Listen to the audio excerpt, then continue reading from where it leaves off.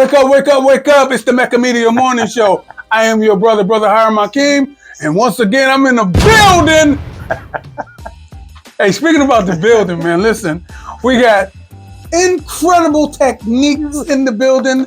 A real skilled scribe. Those of you who don't know what a scribe is, that's someone who's writing some stuff. That's right. We got the most prolific writer, the author himself, Brother Calvin Rose, all the way from Cleveland, Ohio, here in Blackburn, Ohio this morning. Brother, what's happening? Hey, brother, how you doing this morning, man? I'm pretty fair for a square. I'm in here, man. Listen, your book, I'm going to go right in. First off, man, your book is off the hook. It's deep. I can relate to a lot of this stuff in the book. We're talking struggle. We're talking degradation. We're talking about all the hard stuff that we had to endure coming up in the inner city and triumphing over all those hard situations.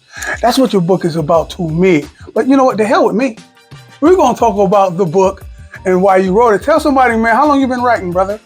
Well, brother, I wrote this book 15 years ago, and I was actually in Mansfield when I wrote the book. So you wrote this book in the clink when you was in jail? In the clink, brother. They say you go there, they say people go to jail and they either come out a fool or very schooled, one or the other one, and you came out an author, brother. That is dope, man. So that's what the beginning of it is about. You got something in there that's talking about you being in Mansfield at the time that you wrote it and everything, and I see the actual, is that the address? That's the address, brother. Come on, man, you represent. To the walls, man. Mansfield. It's real in the field. So, brother Calvin, tell somebody, man, when you wrote the book and you said, hey, I need to get this story out, something tragically happened to your family, and we talked about it and everything. Do you feel like talking about it today? Of course. Well, let's talk about the tragic before we talk about the fantastic. We're going to take them from step to step in that, illustrating on why that you thought it was necessary to write the book, and we're going to just take it from that point. Okay, the reason why I thought it was necessary to write the book is because this tragedy happened 50 years ago. 50 years ago, 1974. Okay. So for 50 years, I carried that pain in my heart. For 50 years, I didn't realize I had PTSD. For 50 years, the secrets that kept me sick, and I'm only as sick as my darkest secrets. Come on. So I walked around holding that stuff, man, and the stuff kept me sick and made me do stuff like drink alcohol and mess with drugs and hurt other people because I'm hurting inside. So hurt people hurt other people. Well, yeah. Well, let's just go there for a second. First off, you lost family members in a big fire. Right. Okay. It was publicized back in those days in the Column Post. It was all, and you can do your due diligence if you want to look it up, and it happened in East Cleveland and everything. And you lost family members and everything, and you were in that fire and escaped with your life and everything. Let's talk about that. Okay, I was actually 12 years old at the time. 4 of my sisters and brothers was killed in the fire. It was 2:30 in the morning. The address was 1612 Elsinore in East Cleveland. Mm-hmm. And it was real tragical, and I thought it was just a nightmare. I thought I was dreaming. And I said, God, if this is a dream, wake me up. But it wasn't a dream, it was reality. And It was real.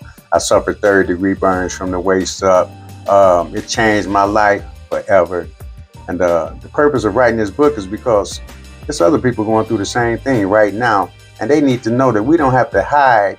And what I realize is I can't get no help if I don't ask for none. And I don't tell nobody what's going on. In our situation, man, predominantly, a lot of us are afraid to tell because, like you said, it's not even fear. It's you're taught what happens in this house, what stays in this house. And we're taught that, and that's kind of messed up on our behalf because you said, even before the fire, it was stuff that led to that, or should I say contributed to your PSD, post-traumatic syndrome or whatever it's called. Right. And you said certain things like not having lights in the house. Right. It's a direct cause of the candles being in the house that ultimately caught fire and ignited and started the horrific flame as well. But then you also said that sometimes when alcoholism plays a part in coming up, the family suffers and stuff like that. And tell somebody about that walk, about how, you got somebody that's there and loving on you, but it's so many obligations. Sometimes people can't fit the bill,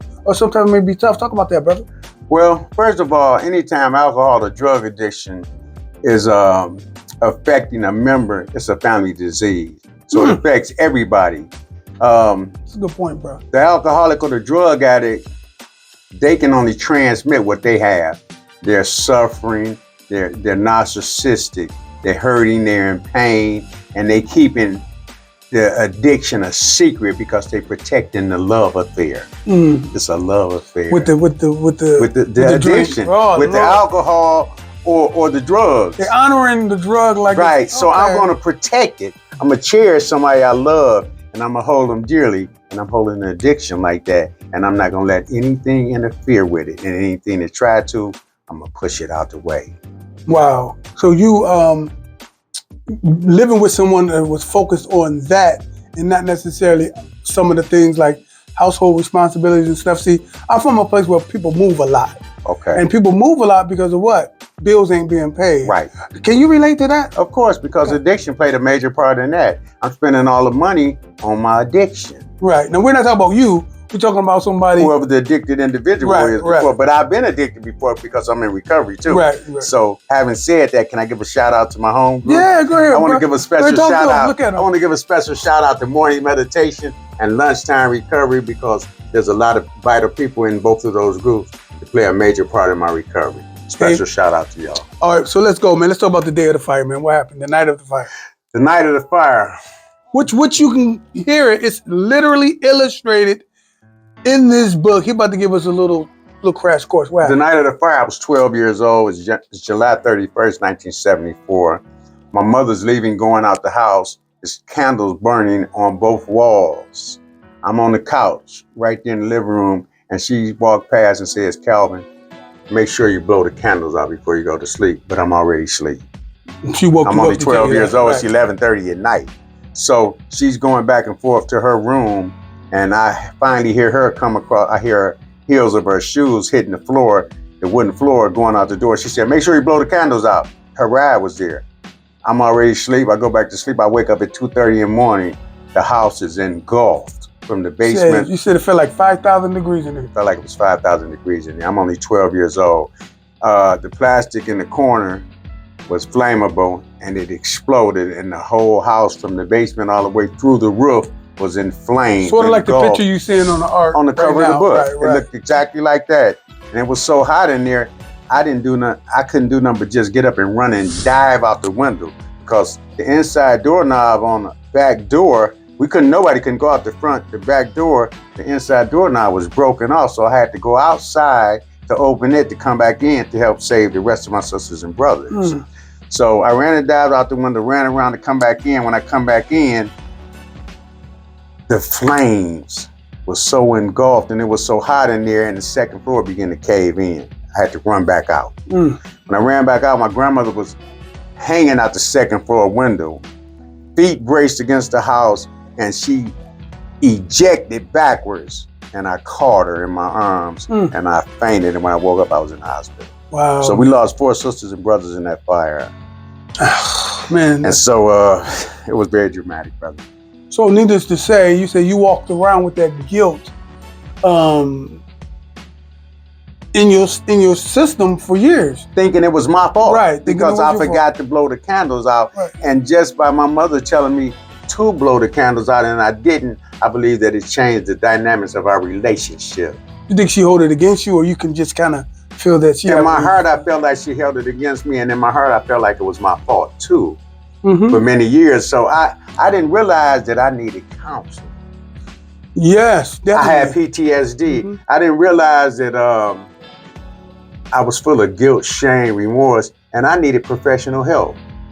You know, other people helped me realize that. So how did you get to the point where you felt like, okay, it's not my fault? It took years of counseling. I turned to drugs and alcohol, you know, as a comforter, as a escape route, and I became addicted in and out of treatment centers and different things like that. Until people told me, you have other issues that you need professional help with, and I said, I don't need no professional help.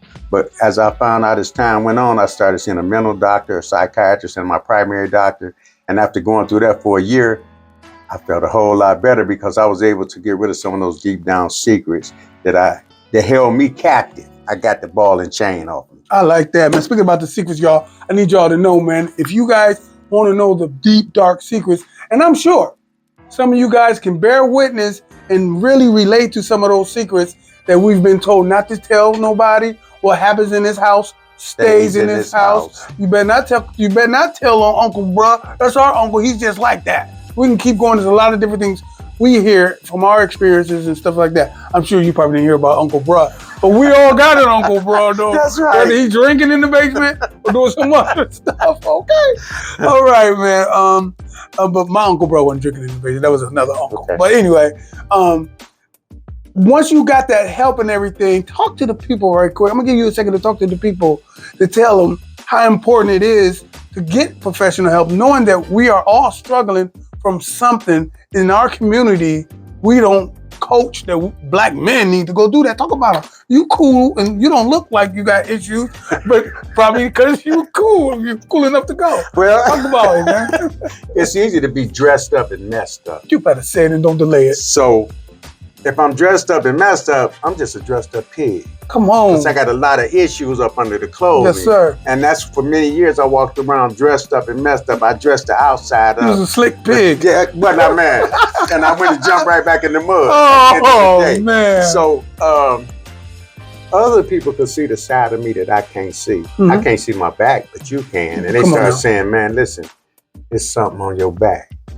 And I said, what? They said, you got back problems. I said, back problems like that. Bill collectors, the police, drug addiction, alcoholism, and I haven't gotten honest with myself. I'm still wearing the mask. Come on, man. And so the rooms of recovery and the people, like my primary doctor, psychiatrist, and mental health doctor, they helped me take the mask off. I no longer had to try to be somebody that I wasn't. And I learned the easiest thing it is to be who I really am. Come on, man. Once I started learning how to be who I really am, my life got a whole lot simpler because I didn't have to people please no more. Come on, man. Man, you know what? That was powerful. I'm going to say that and I'm going to pretend like I'm the one that made it up. So let me see how it fit. Girl, stop that people pleasing, okay?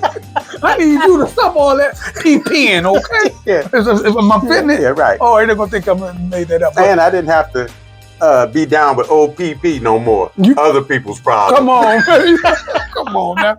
And a lot of those problems are given to us by the people who's raising us. They think that way. And like you say, some people don't have the right help in the headspace in the first place to tell you something great. They tell you what they think is tradition, right?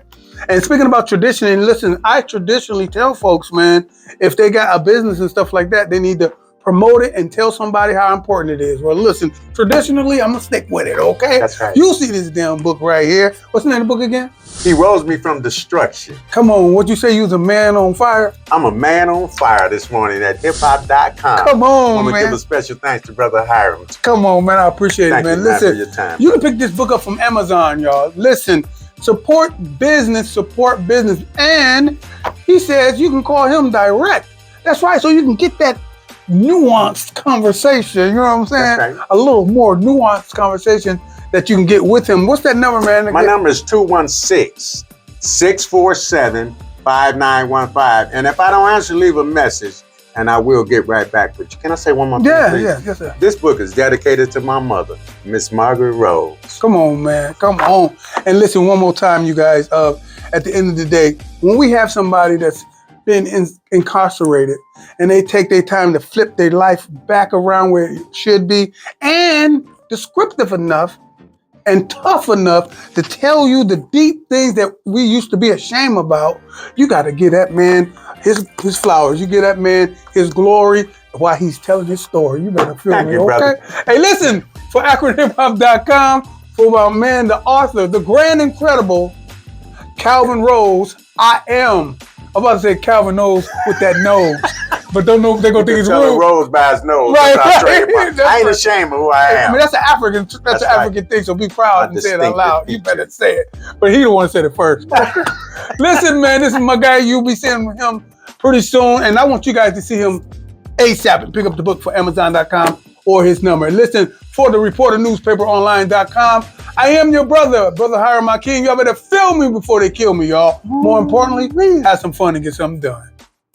Thank you, brother.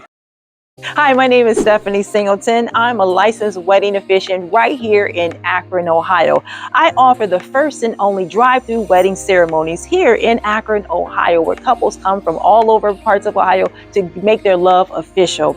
Now, let me tell you a little bit more about our drive-through ceremonies. Now, it's not the full wedding. It's not vows or rings. It's something where couples need to make joint decisions now and plan a wedding for a later date. I have many couples who come to Akron who need to make joint decisions because they want to buy their home, or they want to make medical decisions, or they're in the military. There's so many reasons why the couples use our drive-through ceremonies. So if you're interested in learning more, I want you to visit my website at www.drivethroughweddings.info.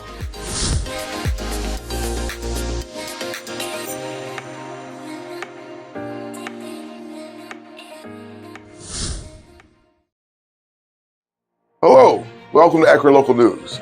I'm George Carter. We paint positive images of our people every day. All right, this is podcast episode number 2. Again, something relatively new, obviously. And I guess it's time to give you a little background about my thinking in order to better understand some of the places that I'm coming from with the things that I say. So